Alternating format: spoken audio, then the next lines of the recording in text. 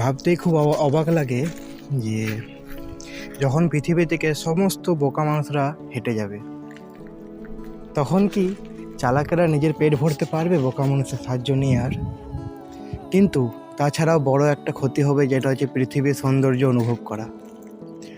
চালাক মানুষ যতই হতে পারে, কিন্তু উপভোগ তার সৌন্দর্যকে কখনো সেভাবে করতে পারে না, যেটা বোকা মানুষরা মুগ্ধভাবে কোনো জিনিসকে আকর্ষিতভাবে তাকিয়ে করতে পারে। তো মনে রাখবেন, জীবনে কিছু বোকা বন্ধু হওয়া দরকার, যাদের সাথে আপনি ঘুরতে গেলেও তারা আপনাকে এন্টারটেইন করে, হাসিয়ে দেয়, এবং তাদের সাথে আপনি মুখ ফুঁসে হাঁটতে পারেন, হাসেন, খুশি করেন।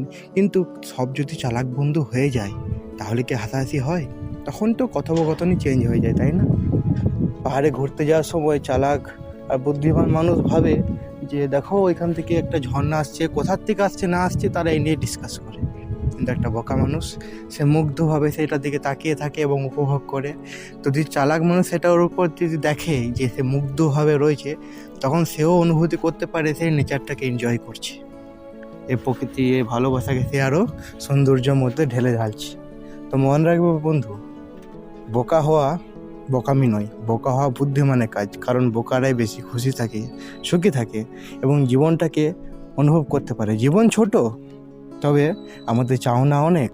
তো মনে রাখবেন বন্ধু, জীবনে খুশি হতে গেলে কিছুটা বোকামিরও প্রয়োজন হয়।